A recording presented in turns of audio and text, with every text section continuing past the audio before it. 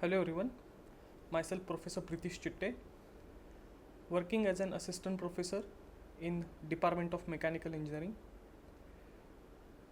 In today's first session, with respect to the course Metrology and Quality Control, we are discussing errors in the gears. So, what you can learn in this particular session, the students will be able to discuss the different types of gears in the gears. Now, what are the contents that we will discuss in this particular session? That is basics of the gears. There are different types of gears. After that, there are different terminologies in the gears. And after discussing these basics and the terminologies, like the types of the gears and the terminologies, we can discuss the different errors that may happen in the gear. Now, there are different types of gears which has been used in the different application. But before discussing the types of gears, what is mean by gear? Now here you can observe like there is two spur gears which is in the meshing condition. Now whenever you want to transfer the motion from one shaft to the another shaft, so for that maybe I will use a pointer here. So here, so this is a one shaft and this is a second shaft. So whenever you want to transfer a motion between to the one shaft to the another shaft, and the power or the motion will be transferred, and for that particular transferring of the motion or the power, the gears will be used.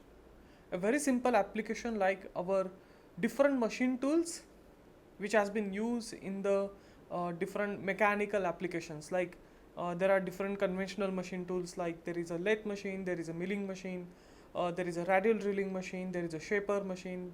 With respect to the industrial automation, there is a CNC lathe machine, CNC milling machine. So whenever you want to transfer the motion or the power, the gears can be used. Now here you can observe, so what is meant by spur gear? There are mainly different types of gears are there. So mainly there is a spur gear, there is a, for example, there is a helical gear, there is a rack and pinion, there is a worm and worm wheel, there is a bevel gear, and these gears will be used as per the application. For example, maybe there is a back gear mechanism, there is a turret indexing mechanism which is present in the different machine tools, and to develop to provide the particular power or the motion in those particular mechanicals, like there is a turret indexing mechanism or the back gear mechanism. To transfer the power or the motion, these gears can be used. Now here, what is meant by spur gear? Like you can observe like the positioning of the gear, those are having the straight teeth. There is a meshing between the one spur gear to the another spur gear. There is a pinion and the gear.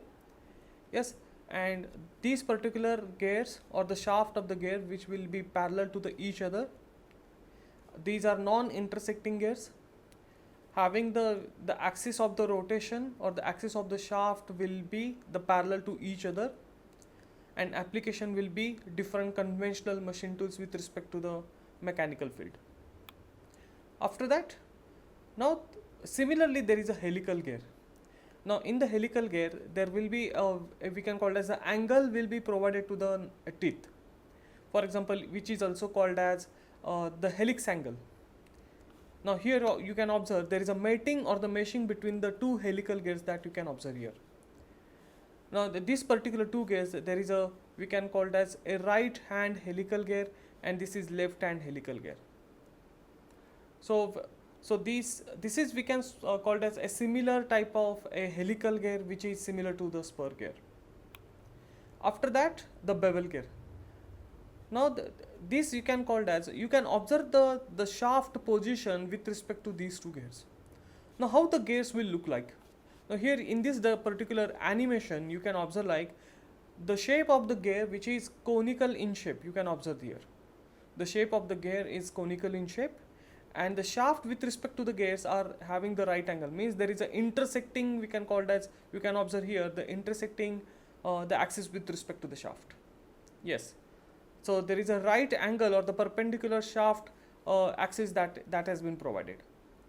So you can observe the meshing or the mating between the two bevel gear. Differential mechanism is the best example for the bevel gear.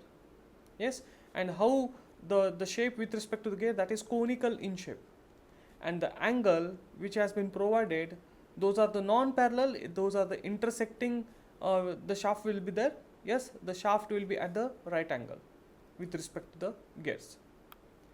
The next one, that is worm and worm wheel.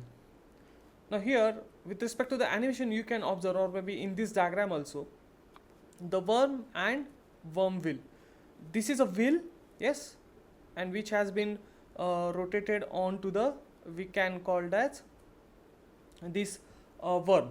Yes, so worm and worm wheel, whenever you want a larger reduction into the speed, yes, for example, you can't provide a same speed for the each and every cutting operation in any machine tools. For example, there is a turning operation, or maybe there is a facing operation. Yes, so or maybe there is a drilling operation, central drilling operation, or the boring operation. For that, the cutting speed, so the relative motion between the cutting tool and the workpiece, which is at the higher side.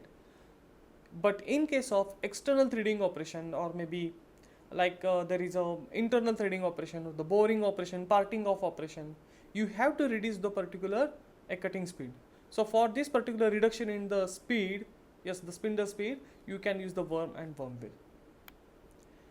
Now the rack and pinion. Now you can observe like the types of the gear, we can call it as the spur gear can be used, the rack which is at the downward side, the pinion which is having the meshing between the rack and the pinion, you can observe here. Now what is the application? Now here there is a conversion of the rotary motion into reciprocating motion. For example, in the shaper machine, there will be the conversion of your rotary motion into a reciprocating motion, or a vice versa. Yes, so whenever you want the conversion from the rotary motion into reciprocating motion, or the second case will be the reciprocating into the rotary motion, these types of gears can be used, that is rack and pinion. Now until now we have discussed like what is meant by gear, and after that what are the different types of gears. Now the main important thing will be what it consists of, what are the different concepts which is present onto the particular gear. Now here you can observe like there is a, we can call it as addendum. Yes, the addendum means, here it is the addendum. The addendum is, we can call it as the radial distance which is above the pitch circle. Yes, this is a pitch circle diameter. You can observe this particular, just I will have the pointer. Yes, so this is a pitch circle and this is a addendum radial distance which is above the pitch circle diameter. So this is the radial distance between the pitch circle and the, we can call it as the top surface of the gear tooth. What is meant by dedendum? Yes, the dedendum is the radial depth which is going inside of the teeth. So that is the a dedendum, that is a radial depth between the a pitch circle diameter and up to the bottom surface of the gear tooth. What is meant by, we can call it as like there is a face. The face is a side surface of the particular gear tooth which is above the pitch circle. Here it is. And what is meant by flank? The flank is a side surface of the gear tooth which is below the pitch circle. What is meant by, here you can observe like a circular pitch. Yes, here it is. What is meant by circular pitch? The circular pitch is the distance which is provided on the pitch circle from the one tooth, here it is, and up to the adjacent tooth of the gear, this one, that is called as the circular pitch. Yes. After that, the root circle, the dedendum circle is also called as a root circle. Here it is. Yes, because that particular circle is on the root of the particular gear. What is meant by clearance? Yes, so whenever the two gears are mating, there will be a, we can call it as some gap that has been remained. Yes, the upper gear and the lower gear that has been meshing, you can observe like this here. So this particular gap is called as clearance. Yes. So this is that we have discussed. So working depth is equal to addendum plus dedendum minus clearance. The pitch circle also we have discussed. Every whenever there is a meshing between the two gears, yes, there will be the two pitch circle. So the diametrical pitch will be T divided by T, and module will be, that is D divided by T, the pitch circle diameter divided by number of teeth. Now what is mean by runout? Yes, now there are different types of gear errors, like there is a runout error, there is a pitch error, there is a profile error, there is a backlash error. That is, if suppose there is a gap between the profile, yes, I will show you the diagram in the next slide. There is a concentricity error, there is a alignment, misalignment with respect to the gear profile. Yes, now here you can observe, like here in this particular we can call it as a diagram, like the gear that has been placed onto the mandrel. Here you can observe, like the mandrel, which is a lathe accessory. Yes, the mandrel can be used as a, we can call this the gear holding device, and onto that particular table your dial indicator can be fixed, and to the dial indicator the stylus can be provided. Now the probe or the stylus, which will be, we can call it as connect, which will be keep to the each and every tooth. The tooth, or maybe the teeth, the gear teeth will be rotated very slowly, and the probe will be touching to the each and every teeth, so that what we can observe with respect to the runout error, the eccentricity, yes, the eccentricity, like the concentricity or maybe the profile, really the gears are rotating correctly or not. If suppose the deviation that has been shown with the help of, we can call it as the dial indicator, means there is a error which will be provided, or which will be called as runout error. Yes, and for that, how to check that particular runout error? Yes, the equipment that we can use it as eccentricity tester. After that, yes, with the help of the gear tooth profile error, we can check the gear tooth profile error. So where is the here you can observe, like, yes, there is a misalignment with respect to the, we can call it as the gear profile, and you can observe there is a deviation between the gear profile. There is a pitch deviation that you can observe, like.